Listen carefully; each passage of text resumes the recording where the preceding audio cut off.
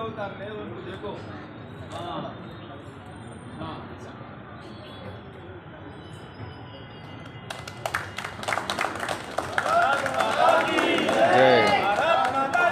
जय जय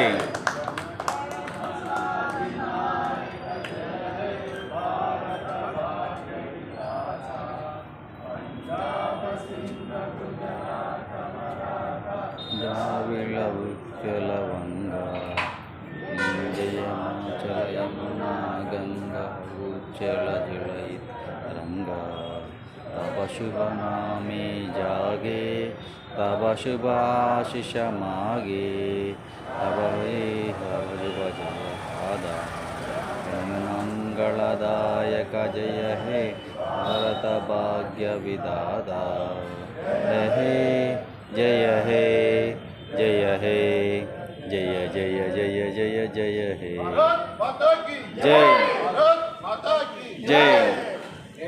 बोलो भारत माता की जय। నేటికి స్వతంత్రం వచ్చి 78 సంవత్సరాల శుభ సందర్భంగా మన కాలనీ సంక్షేమ పెద్దలు మన మాధవరెడ్డి గారు 2 నిమిషాలు మాట్లాడాల్సిందిగా కోరుతున్నాను.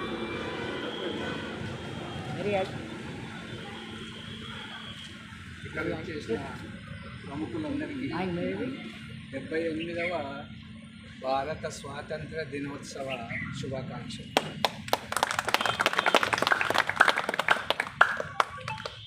ప్రపంచంలో ఇంత ప్రశాంతమైనటువంటి దేశము ఎక్కడా కనిపించదు. మనతో పాటే స్వాతంత్రం పొందినటువంటి అనేక దేశాలు రోజు కొట్లాటలతో గొడవలతో నానా ఇబ్బందులతో నానా అవస్థలు పడుతున్నాయి. అయినా మనము ప్రశాంతంగా ప్రపంచానికి ఒక ఆదర్శంగా నిలబడేటటువంటి దేశం. అందరికీ స్వాతంత్రం గురించి పాఠాలు నేర్పేటటువంటి దేశం. కాబట్టి మనం ఇలా ఉండడానికి కారణం ఏమిటి అంటే మనం ఐక్యంగా ఉంటున్నాం, ధర్మాన్ని నమ్ముకుంటున్నాం, అన్యాయాలకు దూరంగా ఉంటున్నాం. కాబట్టి ఈ 78 సంవత్సరాలు మనము సురక్షితంగా ఉన్నాము, సుసంపన్నంగా ఉంటున్నాము, మనం ఇంకా అభివృద్ధి చెందుతున్నాము, ప్రపంచ దేశాలతో పోటీ పడుతున్నాము, ప్రపంచంలోనే 3వ దేశంగా ఎదగడానికి చాలా దగ్గరలో ఉన్నాము. కాబట్టి దీనంతటికీ పరిశ్రమ, తర్వాత ఏకాగ్రత, ఐక్యత, దేశం అంటే ప్రేమ ఉండడం అనేటటువంటి కారణం. ఇలా ఉంటేనే మనము ఇంకోరికి ఆదర్శంగా ఉండగలుగుతాము, ఎవరికన్నా చెప్పగలుగుతాం.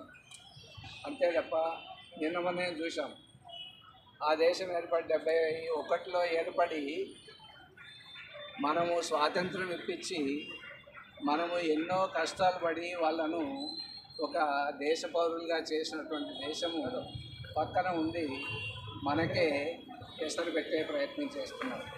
ఇవన్నీ ఎప్పటికప్పుడు గమనిస్తూ మనం జాగ్రత్తగా ఉండాలి, అంటే ఐక్యంగా ఉండాలి.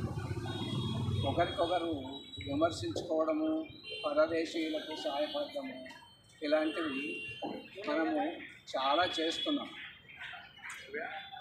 మనము కరోనా టైంలో ప్రపంచానికే మెడిసిన్స్ సప్లై చేసే స్థితికి వచ్చింది. అది ఎంత గొప్పదంటే అమెరికా లాంటి దేశం కూడా మన దగ్గరికి వెళ్ళి అడిగి తీసుకోవాల్సిన పరిస్థితి వచ్చింది. దానికి మన వాళ్ళ యొక్క కృషి, మన సైన్యం యొక్క ఐక్యత, దేశ ప్రేమ ఇవన్నీ ఉన్నాయి.